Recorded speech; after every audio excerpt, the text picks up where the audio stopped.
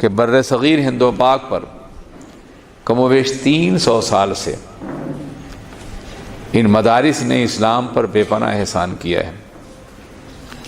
300 سال سے ان مدارس کو سرمایہ فراہم کرنے والا، سپورٹ کرنے والا نہ کوئی بادشاہ ہے، نہ کوئی حکمراں ہے، نہ کوئی ادارہ ہے۔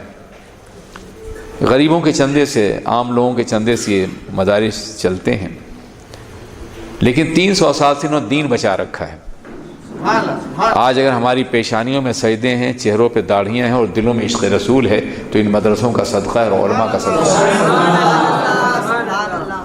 ورنہ جن علاقوں میں مدرسوں کو ختم کیا گیا وہاں دین ختم ہو گیا۔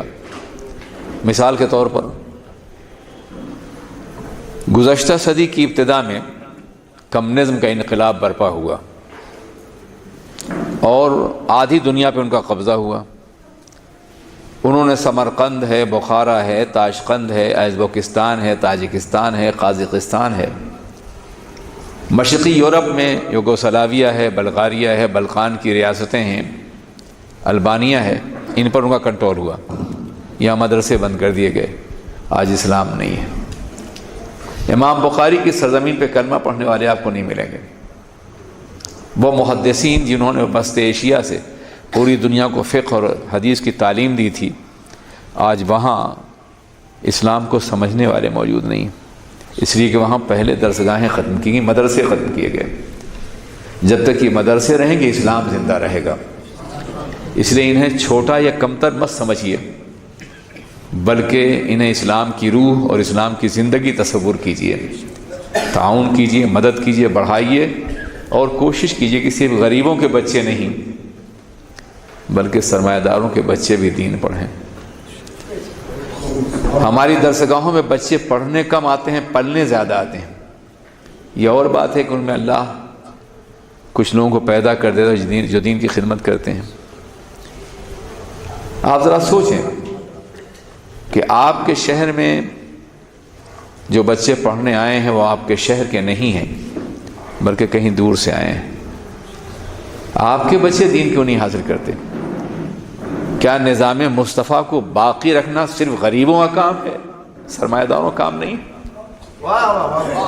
کیا آپ کی ذمہ داری نہیں ہے کہ آپ اپنے بچوں کو دین پڑھائیں؟ مجھے یاد ہے 4-5 سال پہلے پاکستان میں ایرو ایشیا کے مالک فلائٹ چلتی تھی، یعقوب تبانی نے ایک جلسہ رکھا ایک بڑے ہال میں اور وہاں کے سارے سرمایہ داروں کو جمع کیا۔ سوالات یہ ہو رہے تھے میڈیا کی جانب سے، ٹی وی والوں کی جانب سے کہ علماء قیادت نہیں کر سکتے، علماء سائنس نہیں جانتے، علماء انگلش نہیں جانتے، علماء کمپیوٹر نہیں جانتے، علماء یہ نہیں جانتے، علماء وہ نہیں جانتے۔ میں نے کہا کہ یہاں کئی سو سلیکٹڈ گیدرنگ ہے پورے کراچی کی، ہاتھ اٹھائیے کہ آپ میں کسی کا بچہ عالم ہو رہا ہے۔ سناٹا۔ میں نے کہا آپ ہم سے شکایت کرتے ہیں، کیا نظام مصطفیٰ آپ کا نہیں ہے؟ کیا آپ نے سوچا نہیں کیا آپ نے لارڈ میکالے کے نظام تعلیم کو عام کرنے کے لیے کئی کروڑ ڈالر، اربوں ڈالر خرچ کرتے ہیں آپ، اور رسول اللہ کے نظام کے لیے اس ملک میں کچھ بھی نہیں ہے؟ وہ خیرات اور صدقے اور زکوٰۃ کی بنیاد پہ چلتے ہیں۔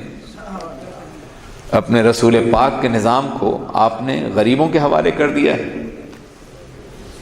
یہ تو اللہ کا احسان ہے کہ آج مسجدوں کی اذانیں، امامتیں، تمہاری نمازیں، جنازے کی، تمہارا نکاح، یہ سب کچھ باقی اس لیے ہے کہ مدرسوں سے بچے پیدا ہو کے دین کا کام کر رہے ہیں۔